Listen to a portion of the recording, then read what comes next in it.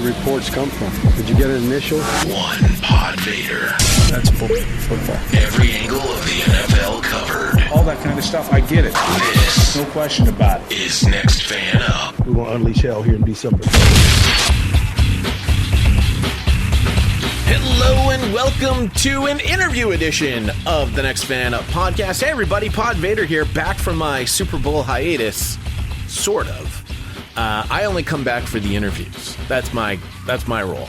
Quite honestly, ladies and gentlemen, I've been super busy. I can give you a hint as to some of the content coming up, such as the Superfan Super Mock Draft. The Superfans right now are in the process of doing that. However, I don't think I'm going to be a part of it this year, unfortunately, because I'm busy executive producing the Locked On podcast version of their mock draft, which will be the Locked On NFL mock draft special. It's basically the same thing as the Superfan Super Mock Draft, except on a much larger scale with a lot more voices and a lot more production. And so that's taking up a ton of my time.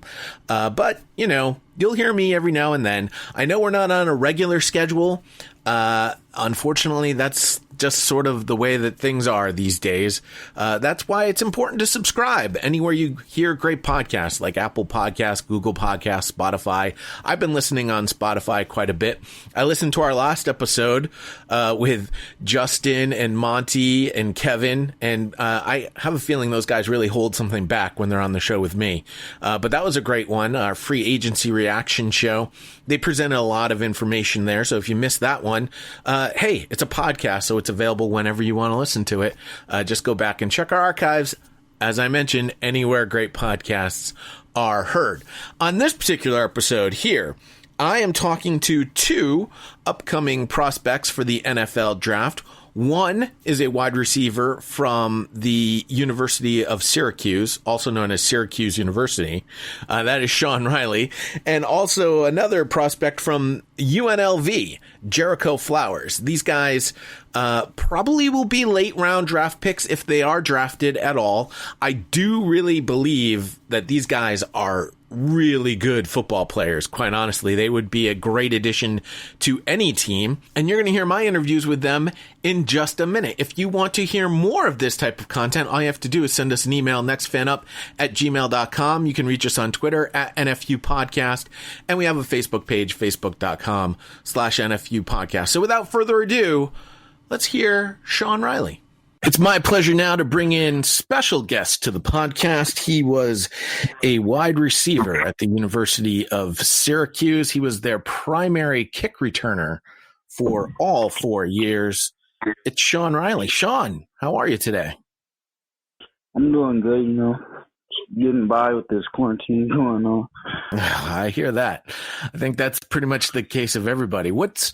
During this quarantine, what's been the most creative workout that you've had to do while staying at home? I'm actually kind of blessed. I got a cousin that has a private gym, so we kind of blessed with that. So nice, perfect. So you're not doing any bench presses with milk gallons on either end. Yeah, I got the whole setup, so I'm good. Yeah, you don't have to lock down like Rocky and Ivan and versus Ivan Drago. No, nah. Nothing like that. Listen. Your Twitter handle is Sean K. Riley, and I'm sure K actually stands for your middle name, but it might stand for kick returner. You were a solid guy at the University of Syracuse. Yeah, I appreciate that. You know, I love kick returns, special teams is something I take a lot of pride in, and just something I kind of got a knack for. You started you came from, in high school, you were a running back and you were a wide receiver at Syracuse. What sort of, what was that transition like, and how did playing the position of running back really help you out on those kick returns? Yeah, it helped me out a lot, actually. Mainly I just had the only difference kind of just catching the ball. And then it's all running back from there. you get the ball, you just take off, and you got to hit the same like hitting a hole when you're at running back. It's kind of like, it's very similar. So, take me through your mindset as the kicker or the punter is just about to kick the ball. What's going through your head as you're waiting for that ball to get into the air and come back down into your arms? well, I'm kind of just trying to see where, like, the kicker is pointing or, like, which way he's facing.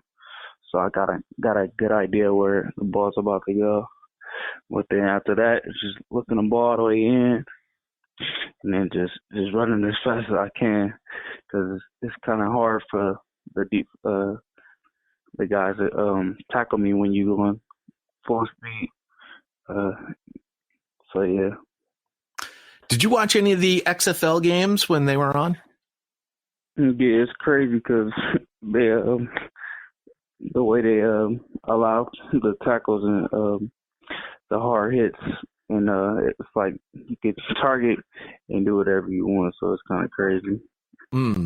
Did you see the new kick return, the way that they were doing the kick returns in the XFL with your teammates lined up at the 30 and their guys lined up right there too, and nobody could move until you catch the ball? Yeah, I kind of think it looks harder, I'm not gonna lie, but it looks easier for like the people that's blocking. So, but it looks kind of harder for the returner because it's I feel like you don't have a lot of space. The guy's probably on you kind of quick, so it looks crazy. Now, you had a huge jump in your number of receptions in your junior year. What did you – I mean, obviously, as a football player, you want to contribute wherever you can, but what did you take more pride in, your contributions at wide receiver or your contributions on special teams? I kind of say, like, they're equal. You know, I love them both the same. I just feel like I'm an athlete, and I'm a football player, so I took pride in both of them, so they're equal. What was your favorite play during your college career? Which play do you remember the most, that stands out to you the most? Let me see. I kind of like end rounds. I like end rounds probably the most, but we didn't do too many of them. But I just love, because I played running back, so I love the end rounds. Talk to me about your jersey number. How did you select the number that you wore during your college career?